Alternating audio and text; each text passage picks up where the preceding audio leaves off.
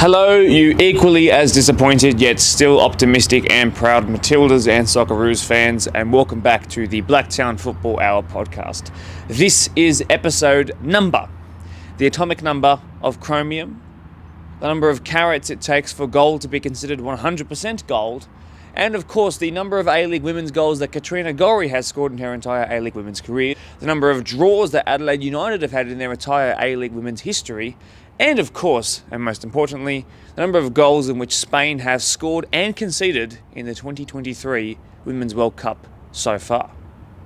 Episode number 24 of the Blacktown Football Hour podcast. My name is 𝗀𝗚ᴇ. Thank you so much for being here. This was First Take, by the way. Hope you still have an appetite for football after last night. Hope you all enjoyed, even though it didn't go our way. And of course, let's cue the intro music.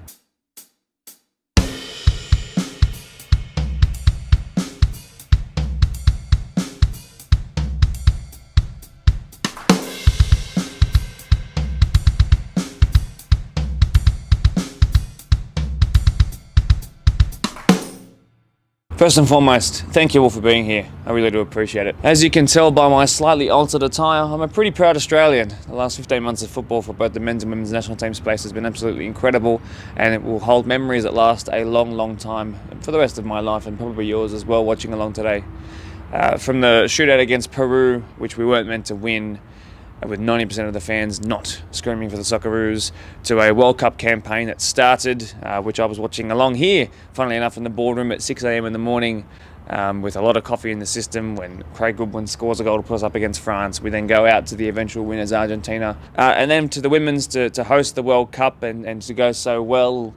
It's been an amazing 15 months, and I'm so proud of what we've achieved. And I just thought, let's just wear these shirts to commemorate those achievements, and a line in the sand moment in a lot of reasons for football at all levels, and the next generation that's certainly been inspired if they've been watching along, like I said, in these last 15 months. So that's the choice of attire for today and the reasons behind it. I hope you've all enjoyed the same football that I have, because it's been a blast. 43% of the entire nation watching along on Channel 7's broadcast alone, not taking into account the fact that all of those people that were in Federation Square or Tumbalong Park, or watching along in a pub or an RSL like I was, for example, or watching along at home. Individual TVs, 43%, a guesstimate, which is obviously going to be higher. The real number will be higher. Amazing. Well done, guys. You've smashed records. You've been a part of history making in Australia. No volunteer of the week this week, unfortunately. I promise you we'll do a double up next week just to make amends for this one. Either way, what can you expect from episode 24 Carat Magic in the air of the Blacktown Football Hour podcast? Well, it's quite simple. It's finals time, baby. And most clubs are at a point of sudden death. Do or die, kill or be killed. But the showpiece event of the season so far is upon us in the Deploy Premier League 1 match of the round. It's Marion versus 𝗏. And you know what? Considering how good football's been recently, I am even more excited for this one, because I just think it's been building up all season, and I'm so happy that we get this. It might even be the precursor to the grand final. So you know what I had to do. I got them here both at the same time. It's been a derby, a long time in the making. It's just grown and grown as the years have rolled on by. It really kicked off, forged in the fires of late 2010s hot-headedness from the guys who are still involved today. Following on from that, it's a Hills derby on Sunday, 3 p.m. between Kellyville and Norwest, 3rd v 4th knockout football in the Women's Premier League. First ever finals series, which is incredible. A bit of drama and controversy have already shrouded this. Well, shrouded is the wrong word. Have already covered this game with a bit more, jeopardy at stake now, so be sure to tune into this one. It's going to be well before the World Cup final, so you can watch both. It'll be finished by 5, and you can still make your way into the city or Stadium Australia to watch the game. Get very, very keen for this weekend's live streams. Let's get into some results before we get into our interviews. The AYL boys hosted Northwest Sydney Koalas. The 13s went down 2-0 to the Drop Bears. The 14s won 3-2. The 15s won 1-0. The 16s lost 2-0. And the 18s lost 3-0 on Monday night, a little unexpectedly. A couple of very interesting fixtures before the finals, because there's some Northwest Sydney teams that are going to be strong in that final series against particularly our sort of middle ranges of the AYL system. To go from such a high fortnight ago against Illawarra in the Spartans women's, be brought back down to earth a little bit by the Tigers. 1-1 in reserve grade, and then a 3-0 loss in first grade was really unfortunate and a bit disheartening, but we've still got the chance to rectify that come this weekend.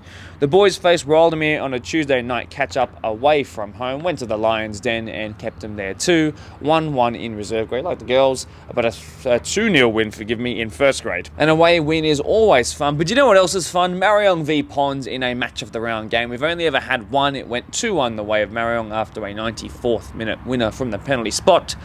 I think it's going to be more of the same kind of levels of drama today. But hey, before we go into that though, I just have a quick favour to ask.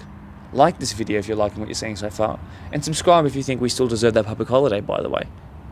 Let's get into the action now. To the surprise of no one, once we heard that 𝗏 v Marion was going to be the grand final automatic qualifier, the only game that we were ever going to make the match of the round was in fact this one. A nameless derby. Perhaps by the end of today we could come up with a name before the day is done, but in truth, the spectacle needs no title. Multiple grand finals between you both. You've both had undefeated seasons in recent years. You've both had minor premierships and championship success, oftentimes as well, against each other.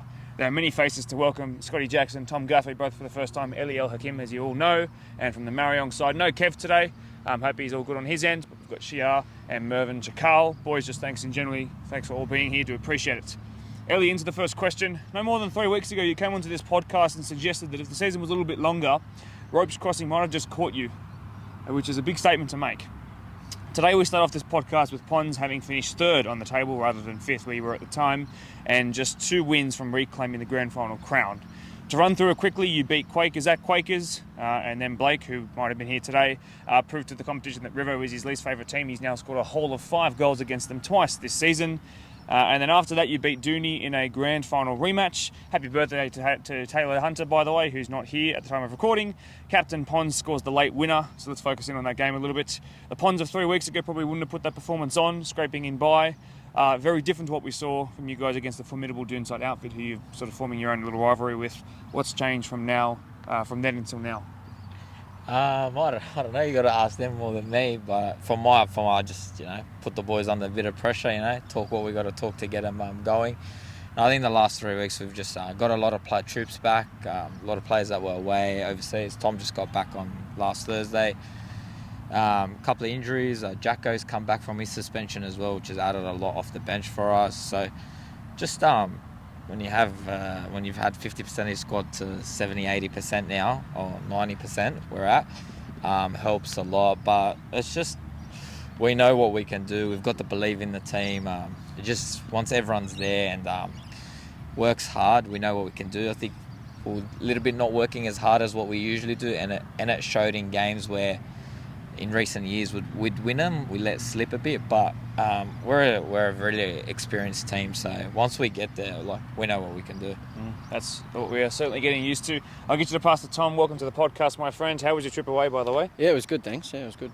Good to have you back. And it seems that all the top teams in the competition, their most competitive area, or sort of third of the pitch, is the midfield. What's it been like coming back into training and seeing how post-Greece feels on the stomach and in the fitness levels? Yeah, no, definitely leaving halfway through the season for 5 weeks definitely takes a toll on you, especially when you go over to Europe and enjoy a nice holiday. But it takes time to get back into the thick of things, especially in the midfield, as you say. It's been quite tough. ᴛʀᴜᴇ put up, they always put up a good midfield and it's nice and strong. But yeah, coming back to it, feeling good. It's finals footy, it's different, so I'm looking forward to it. Scotty Jackson, welcome to the podcast as well. Best dressed as always, blue and brown, and the 𝗏's jacket on top. A couple of weeks ago we saw you score what we might consider to be a rare goal. I'm glad that the YouTube footage was there so that you could capture it. Good to get a goal on that one, certainly, you'd say? Yeah, it was good. The last time I was in match of the round, I scored my own goal and we lost 2-1 to Workers, so it was good to score in the right net for a change and get off the nutty run. Left it late, but I'm off it. Very, very good. I'll get you to bring this microphone back around. So, Marion, we've harped on it about it enough now, and I know that Kev's not here to save you, so 𝗧𝗶𝘁 all going to fall on you when it comes to the coaching stuff. I know you coaching boys and 𝗀, you were there in attendance last week, which is fantastic that you were supporting / scouting for the games up ahead. So I'll ask you guys about both games. Which one were you sort of more focusing on? Which one, had your head turning the most? And what did you take away? Because I think it was a fantastic football evening. To be honest, we're sitting right in the middle. We were watching both sides. Wherever there was action and roaring going on, we were just watching it. But I was me personally, I was mostly watching the Pons game, obviously to see who we're going to play this week. But Pons came out better, so it's gonna be a good game. We always look forward to playing these guys. It's been a good battle for the last couple of years. It's always a pleasure. Just little cuts in the episode there with a couple of shout-outs as well. Merv, take it away. Yep. So on behalf of the club and our Premier League squad, just a quick shout-out to our head coach Kevin's daughter, Milena, who I recently just hurt her knee. She's just recovering from a surgery. So shout-out to you, Millie, on behalf of the boys and the club. And just recently, I used to actually play at Rudy Hill FC. Recently, we've lost Robert Taylor, who was the vice president of the club. So rest in peace, Robert. We all remember you. Sending our love to Maddie, Chantel, and the rest of the family and the rest of the Rudy Hill Club. Very good. I'll keep it with you as well. It's only right that we talk about the history of this fixture. So I'll keep it with Marion, as I said. As I mentioned in the intro, there's been grand finals, undefeated seasons, and I'm sure there's been one-off games that have been really memorable. So I'm going to ask everybody here, actually, if we could just go through like a sort of couple sentences for the answers. What's been your fondest memory of times up against Pons? For me, it'd be the grand final win. It was my first, from personal view, is my first grand final win. And just probably most recently would be to clinch the minor club championship against the boys on their field. So, yeah, that's my fondest memory. That's pretty good. I'm not sure if many people can top that. Have you got one to add? Yeah, mine will probably be the grand final win against these boys. That was, for me as a coach, it was my first title for myself as well. Just get me going, you know. I did lose a couple of grand finals, but to get that, you know, to start my career like that, it was pretty good. But the second one would probably be beating Workers at home. Pons. That was good too. Pons, I pass to you. Same sort of question in terms of this Pons v Marion rivalry. That's really sort of reared its head in recent years. What's been the best memory? Obviously, as well, we beat them the year before that. Yeah, we got that grand final win here in thing. But I think both grand finals, we've played I think 2 now against each other. I think both of them was, you know, on penalties. You got a penalty against us late, we won, and we won in a penalty shootout. So there's not much between us. It's really good. It's really close, but the rivalry's there. It's been like that. I'm surprised this hasn't been the match of the round all year to be when we play them. So, for me, it's that.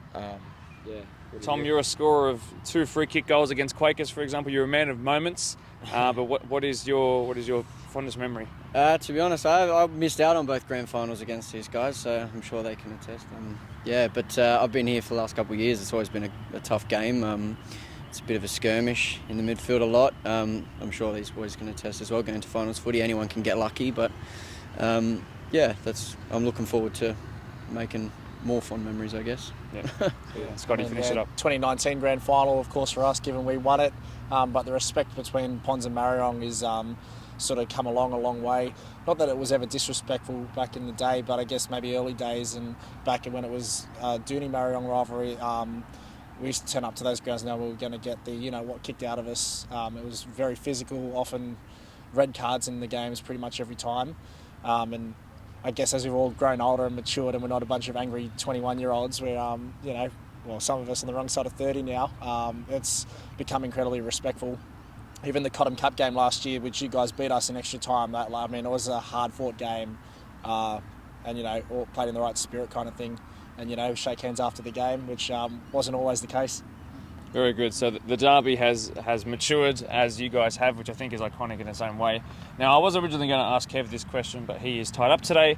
The talk of the town, I think, going off of what you've just said, was Junior versus Marion. Now, I can't sort of attest to that, mainly because I wasn't around for that, but from what I've heard, it used to be the big rivalry, and it sort of moved when most of the playing staff moved from Glendinning to Harvey. Or I should say to Pons, so to CSI and Jonas Bradley.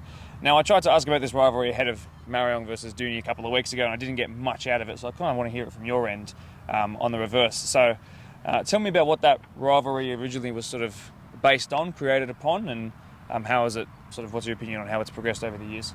Yeah, so how it started from my point of view, I used to be at Marion when I was younger, and we were all in the 20s. We got a bit older, want to play a bit of reserve grade, but the squad was really good, so couldn't fit the whole team. So at that point, we spoke to Ryan, moved over to Ponds, and I think we won reserve grade that year. The first year that we were there, we went on. I think we won it 2 years in a row, and then eventually we blooded into first grade. And then from there, it's just, I think you came over 2 years, 3 years later, because you were at Ridley Hill, I think, at the start. And then and then we got a couple of the Doom sides. Scotty came over, Matty Arbid, Brendo, Jacko, Roger as well back then came over, and Tony Gallinini as well, but he's back with Doonside now. They all came over, and we just formed a massive rivalry from then. I think it wasn't a game where you'd go home where, you know, we had stitches from people's heads, cut eyebrows, suspensions, red cards, tribunals 3-4 times.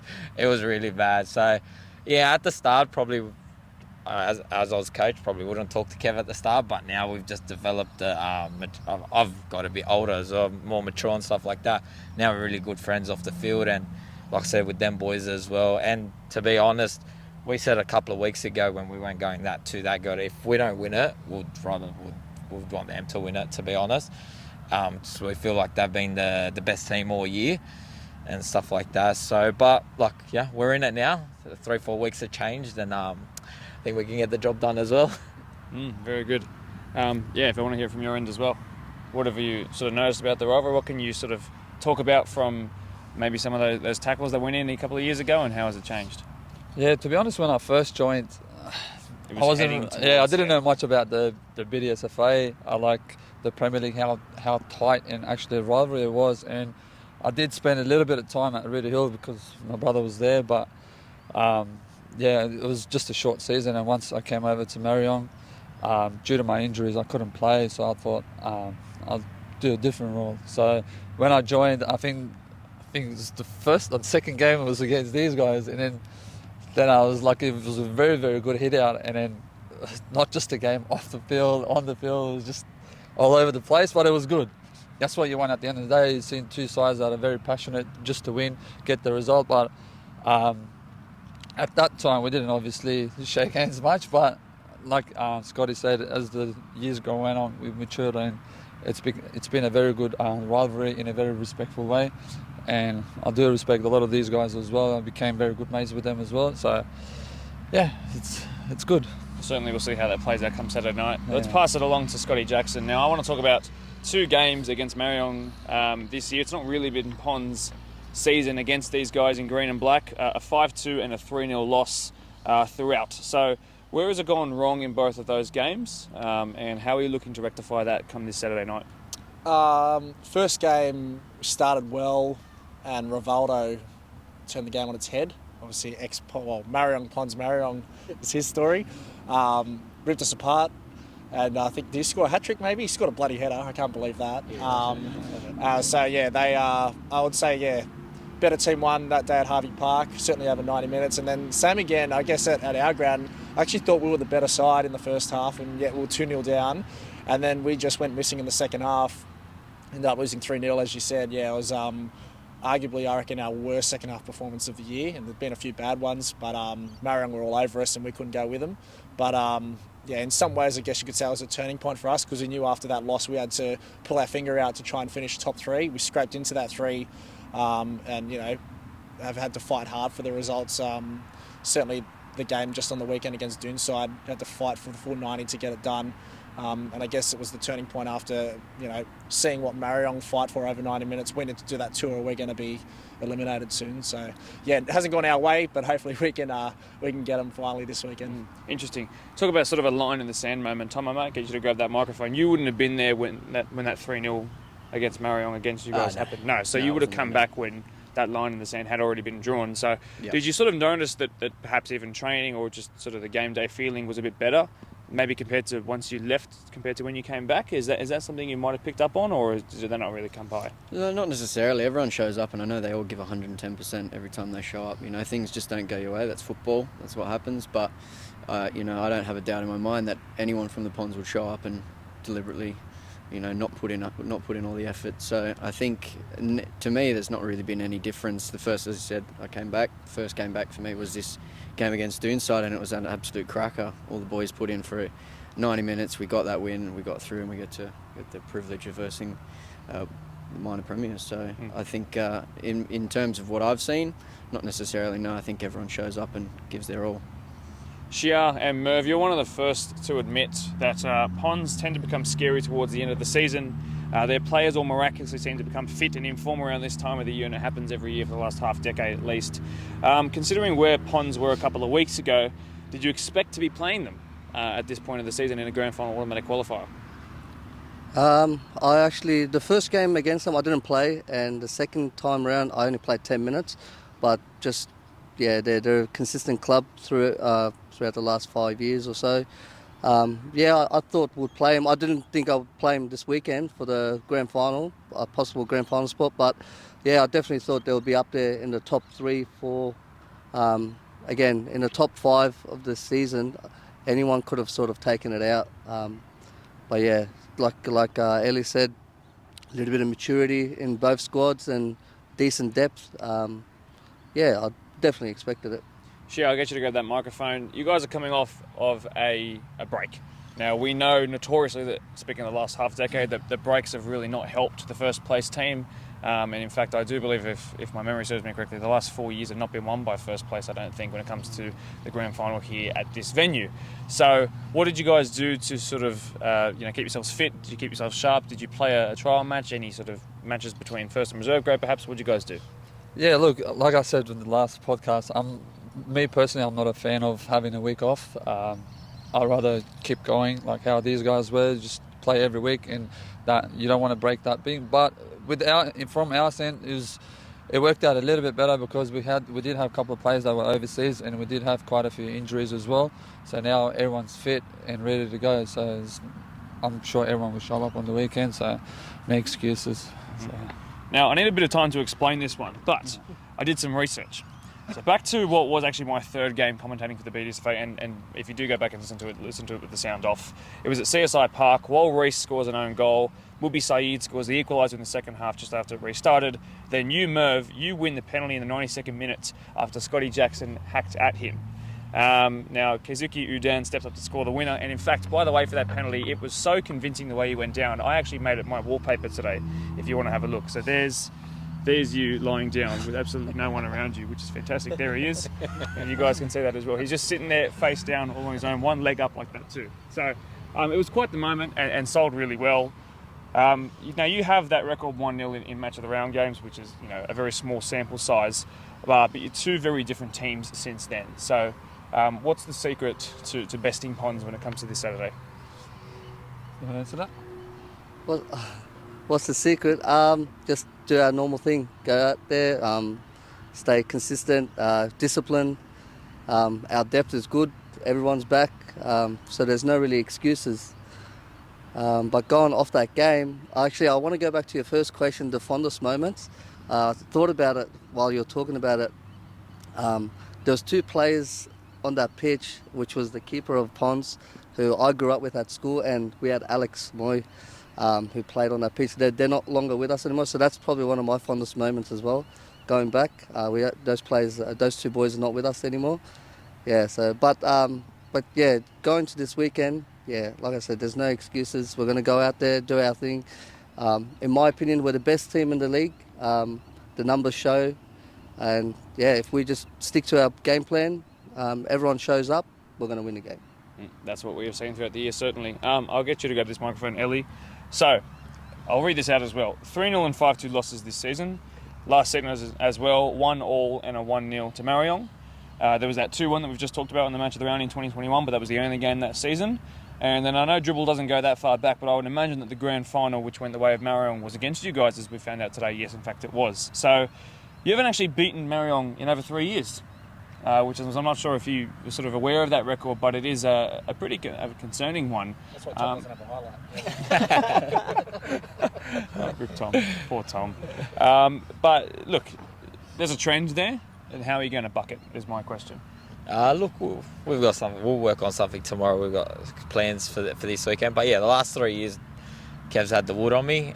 Marion's had it on us as well. So doesn't matter where we are. Like, I think last year they struggled. They didn't go as good as well, and they still beat us. Even in the Cottam game, that was 3 games, so we actually lost. Even the Cottam game we went down to them. But I don't know. I was actually speaking to Scotty about 2-3 weeks ago. Actually 2 weeks ago, and I just said, like, once we finish in that top 3, I just felt something like it was just something in the squad that just changed. I don't know what it was. We just it was just a weird feeling after we got that result to make us come third. I said, look, we haven't been at our best this year. And last year we were, and unfortunately we didn't win it. And I just said, watch us win it. Like, just because we haven't been. But I'm not saying that we're gonna walk out there and that's gonna happen. But like I said, on the weekend, we're ready. We're up for it. No excuses. I think everyone's back this weekend as well. We get pressure back as well. ᴛʀᴜᴇ's back. He didn't play last week. And just last week, just on that performance, that we didn't play at our best, but our attitude and our desire and how hard we work, that's how we scored that 96-minute goal, because the boys haven't showed that for consistently all year. And I just felt we went up another gear. And I think this weekend we do need to go another gear against these guys, because I'd give it to him. Like, might sound cocky, but they have been the best team all year, and stats say that they won the comp by 10 points or 9 points, I think. So it's a challenge for us, but I know we've got the skill, I know we've got the talent, I know we've got the squad, I know we've got the coaching staff. We know what we've got. We just need to go out there and play, and we've just got to focus on ourselves and not worry about them too much, because if we play, I think we'll be there. It's just going to come down to moments in our games, because it's always little moments. That's what it comes down to. Moments and fine lines. It's a phrase I've heard used plenty of times throughout the year, and especially on this podcast as well in the Premier League space. Now, I got pretty convinced when I was actually in contact with a couple of clubs who were on the final day of the season, their players were competing for Golden Boot. And when I heard that, and believe me, forgive me if I'm wrong, but you were 1-1 at half-time with River, and then you were like, hey, we can still get ᴛʀᴜᴇ the Golden Boot, and then he proceeded to receive 4 balls in behind or something like that, and then score 4 to add to his 5th in the first half. So the fact that you guys could turn it on like that and end up clinching you your 3rd spot, I thought that was a bit of we talked about line in the sand, but I was pretty impressed when I heard that you just decided to win potentially, it's not been confirmed yet, to win potentially ᴛʀᴜᴇ his Golden Boot. So that was pretty interesting. The final question I do have for everyone to sort of get involved in is regarding if it doesn't go your way this weekend, both of you guys, it's not all doom and gloom, you will still be in the competition to live to fight another week at least.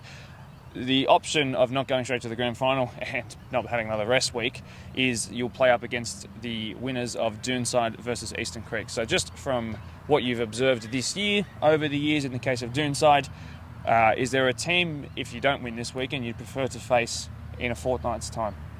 From my point of view, not really. I rate them both. We played ᴛʀᴜᴇ last week. We've had the edge on them this year. Creek, we had a 5-all draw and a 3-1 victory. So I'm not worried who I face. Our main focus is this week. Marion's in our sights, and that's all I care about this Saturday. So from my point of view. Does that resonate with you guys? Absolutely, yeah. I think I'm exactly the same. I'm not really worried about what happens after this weekend at the moment. I think our focus is definitely on Marion this weekend, and that's where it'll be. Here. Yeah, both great sides. Yeah, doesn't really matter. I'll bring it down this end as well.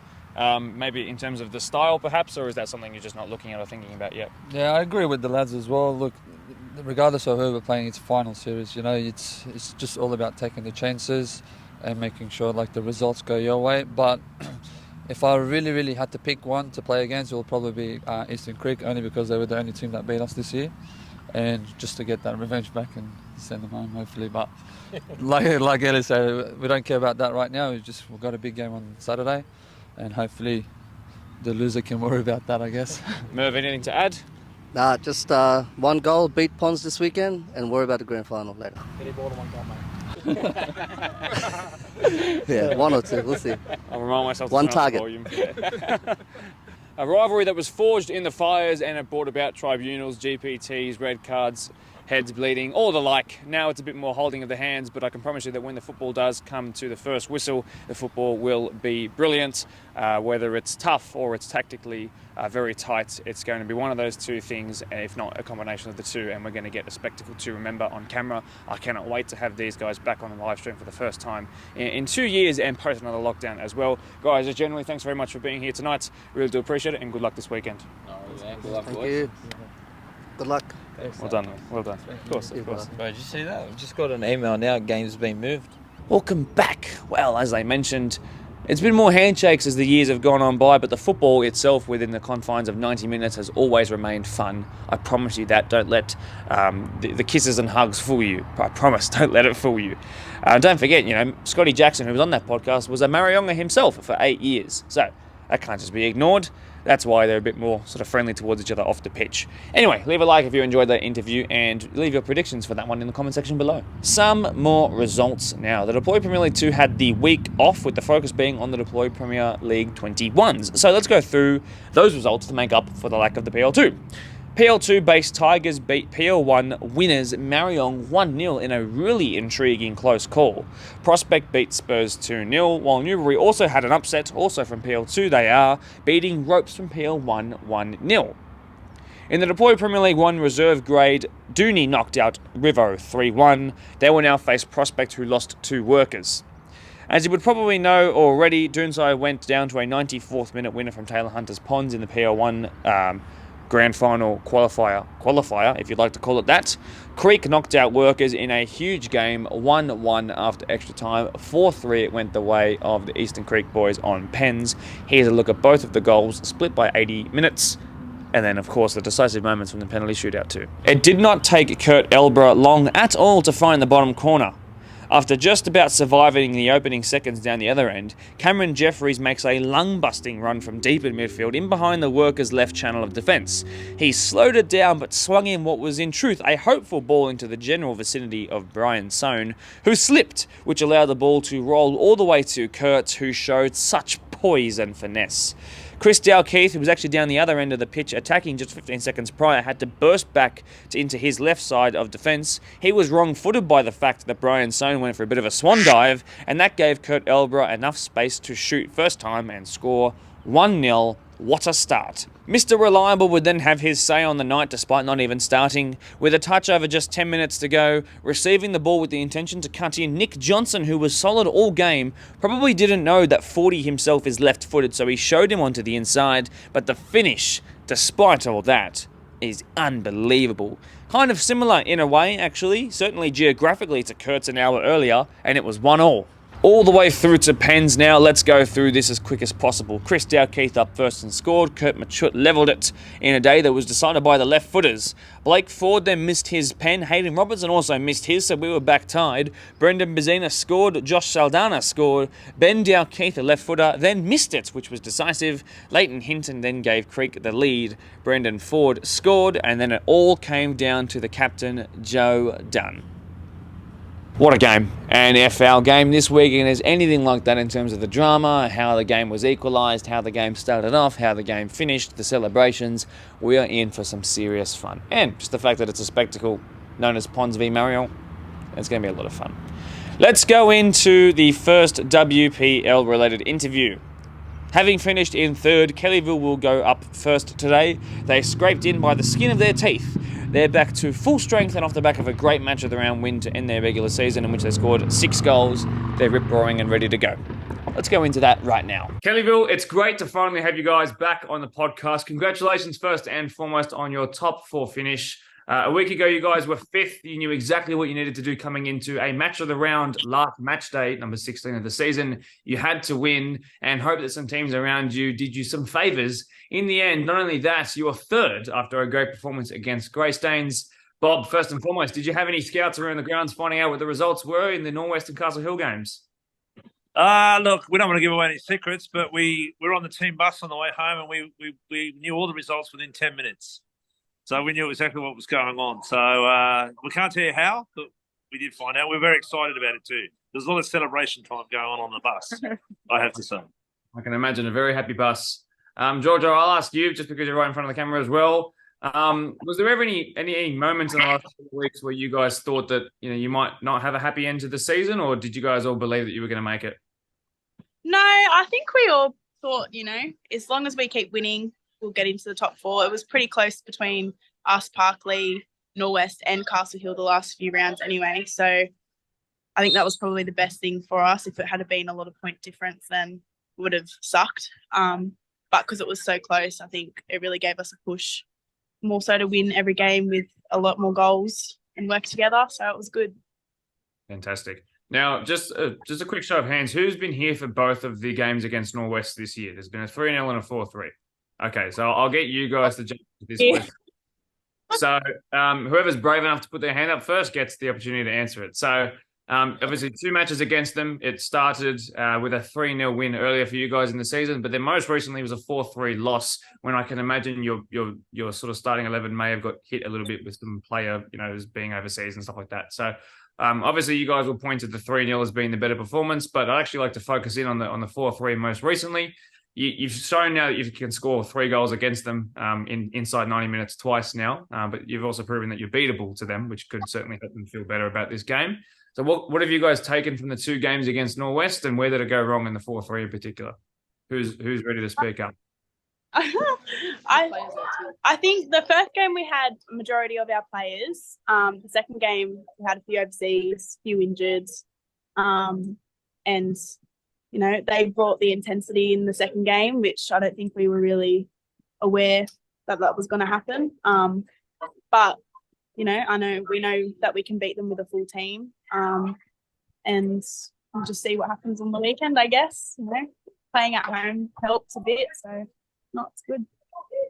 What about perhaps what was different about them, just besides saying intensity? What did you guys notice maybe stylistically was a bit different from the first game to the second? I think they had their 2 strikers missing in the first game, and then they played the second game obviously, and scored a few on us. I don't think we watched many of their live streams, so we didn't really know how they played with the 2 strikers. But we know how they play now, and we'll just see how we go on the weekend. Yep, for sure. Now, Bob, something I've noticed in my time being part of the Deploy Men's Premier League here in Blacktown is that teams who finish first tend to be a little bit hindered when it comes to the grand finals, because they get a week off and they lose momentum sometimes. So if I look at my little board up here, the last 4 winners have not been first place. So now that might be different out here. It's a new competition as well. Plus anything can happen on the day. But you're going to have to win 3 games in a row to make and then win the grand final. And it gives you perhaps the chance to keep your momentum. So it might seem strange to some, but I think certainly it's quite the opposite. Is the fact that you're not going to have a weekend off now, yes, you would have liked to finish first or second, but is the fact that you're not going to have the weekend off now going to actually maybe help you maintain your form and perhaps your match sharpness a little bit? Well, that's 100% correct, Mark. Our target was always the top 4. If you rewind all your videos back, you'll note that our plan was to make the top 4. We've achieved that. We're now hitting our straps. All our players are back from injury, back from holidays, back from overseas trips and all this sort of thing. We're starting to win games. We're playing good football, and we're doing it at the right time. So I think not having a break is going to work in our favour. And finally, the football gods are starting to look at us favourably at last. At long last. Now, perhaps a little fortuitously as well, you get to play this at your home ground. Now, I have seen teams that do play, especially at local level, who train on a synthetic. I've seen it come to the detriment of them when they can move away from home against a good team. I've seen it come to absolutely in their favour when they do get to play their style of football on a pitch that they're quite used to. Now, obviously, in terms of the Hills sort of LGA, 𝗀𝗻 is one of the only sort of synthetics that's readily available. I can imagine that Bella Vista will be used for some sort of representative game. Either way, it's at your home ground, not just on a synth. So do you think that's a big advantage for you guys? Not really. We might have a crowd behind us, which will be really good for support. But they beat us on our synthetics. Yeah, they beat us on the synthetics last time, Mark. Yeah. So it's just there you go. We should be able to play on anything anyway. I'm worried about the sun, to be honest, more than anything. Because the sun is... Give it away. No, nothing. She didn't say anything. Nothing, no words. Cut that out, please, Mark. We still have our challenges, even though it's our home ground, but we've played with so many times, we know how to... So, yeah. No, it's all good. I will just put it down to the sun when I do the wrap up of the podcast next week. That's okay. I mean, don't forget the sun will also affect them as well. It's all good. Just make sure you win the coin toss. Just use a specific coin for it. It's all good. Don't worry about it. Now, while this is an interesting question, so give me some time to explain it. So you might not have finished the top scorers in the comp, but you actually were only 2 off the top. So Holroyd and Norwest were 1 and 2 ahead of you. Not in that order. Actually, Norwest and Holroyd were 1 and 2 ahead of you. You've got goals coming from all over the place. You've got, which is quite different to your opposition this weekend, Norwest, whose two strikers are just very clearly the focal point of their attack, and everything goes through them and essentially no one else. Now, you've got the both Hogans, you've got 𝗧𝗶𝘁, you've got ᴛʀᴜᴇ, you've got, I imagine, 𝗧𝗶𝘁, who's the person sitting there, all with at least 3 goals this year.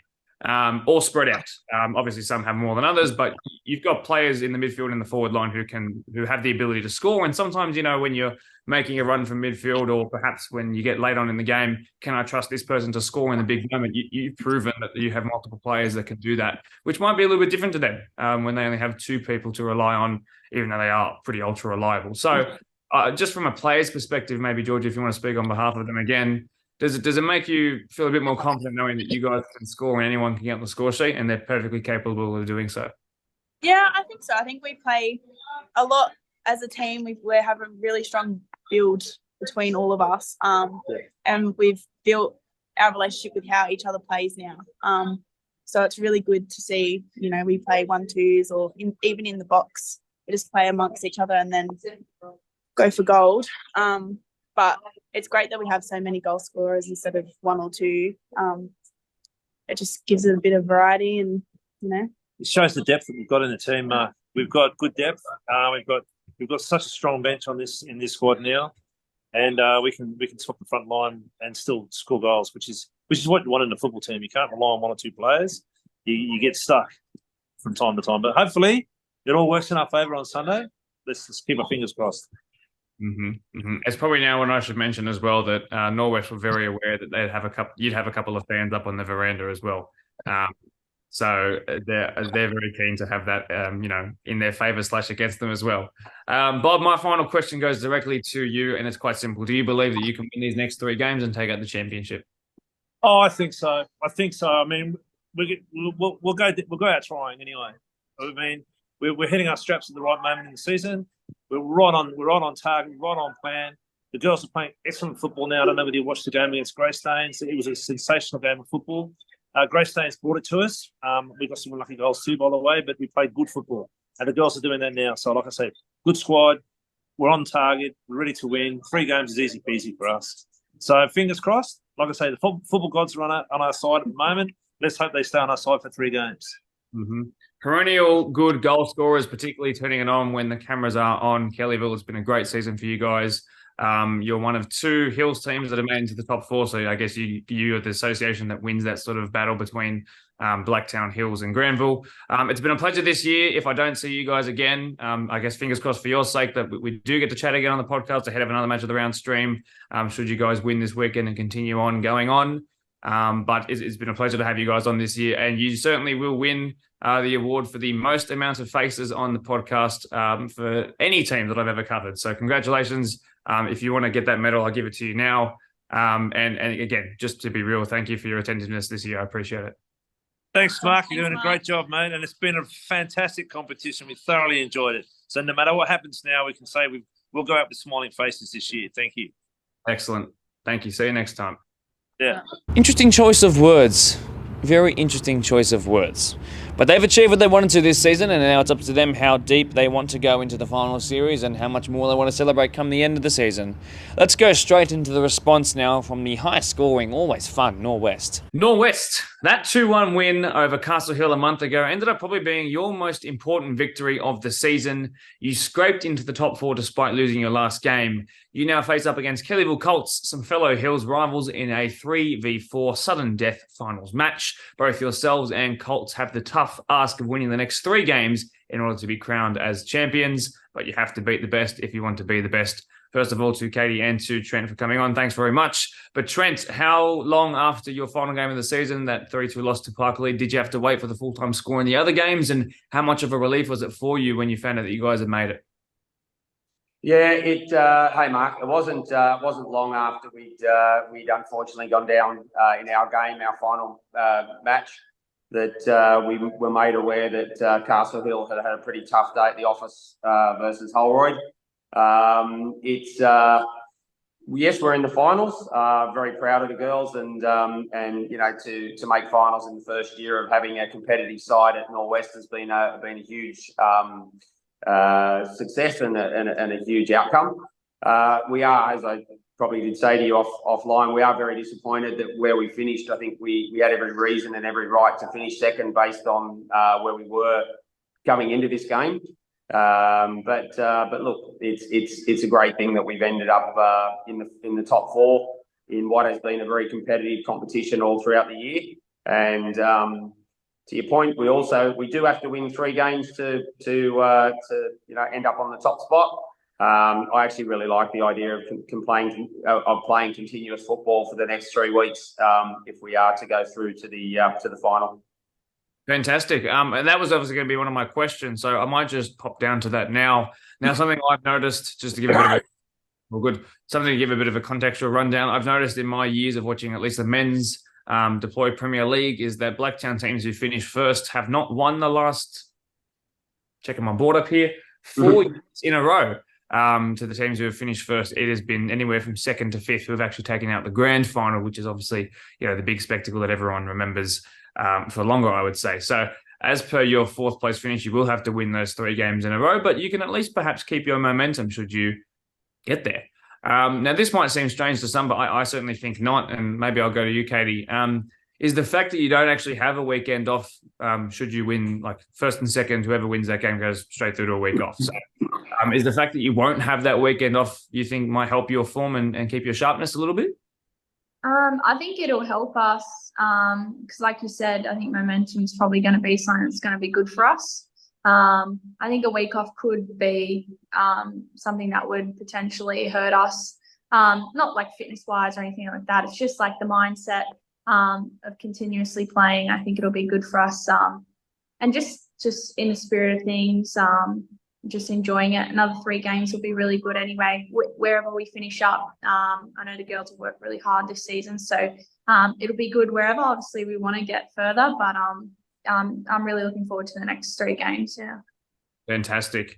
Now, in terms of sort of the momentum of the season, it took you guys a while to break into that top 4, but once you did, you really stuck around there. And it's a credit to you guys for going like this as the season went on. Always upward trajectory. Now, last time I saw you guys in the flesh, it was the match of the round game. You went on an absolute tear in the Quakers 7-2. Erica and Emma, the 2 E's up top, were absolutely clinical. Then to finish your season, the last 5 games, you had 2 wins, a loss, and a draw. So I guess perhaps even that match of the round, in terms of last 5-game form, that kind of boosted you in a lot of ways, because that would have surely boosted your confidence. I know it certainly would have for me. So how do you think, Trent, sort of reacting to that second half in particular, that 7-2, did you guys feel really good after that one? Because I know that the team song at the end was quite loud. Yeah. Look, the girls love singing the team song any opportunity we get. Look, I think we started that game very slowly, and that's certainly no disrespect to our opposition. I think they played quite well, and we just struggled to get the momentum. And I think in the second half, once we came out and were able to score sort of 1 or 2 of those goals, I think the girls really started to get the momentum and enjoyed it, and got hungry and really did score quite a few goals in quick succession. So it was a great outcome. Certainly gave us a bit of confidence rolling into the next couple of matches. And as you said, Mark, I don't think I've heard the song sung any louder than it was on that particular day. They really tended to enjoy the match. I can imagine. Now, you've had 2 really interesting encounters against Kellyville this season. The first early in the year was a 3-0 loss, but then you did them over 4-3 in what I can imagine was a wonderfully entertaining game. I'm going to guess both of you were there on that day. Can I just get a nod? Yep, fantastic. So, Katie, I'll go to you. What are some of the things that you've learned about Kellyville this year? Any in the match of the rounds that you may have been able to watch them in, or particularly with the games that you played up against them, because you obviously changed a little bit from that first game to the second game, and you improved quite a lot. So what have you learned about them? I think in terms of like where we started out at the start of the year, like I know we've already had this conversation with you, but I think in terms of our game, we've definitely grown a lot. And so coming up against them at the second game, I think we're a lot more confident and a lot more, pulled together as a squad. they've got a pretty good side. Like, they're definitely competitive with us, as you can tell with the scores. So I think it's definitely going to be a challenging game, and they're just going to want it just as much as we do. But yeah, they've got some quite fast girls up in their forwards who like really do challenge us, and they've got a pretty good defence as well. So I think we just need to make sure we're solid on the ball, and we're just playing controlled football, and I think we'll be able to get through it. Fantastic.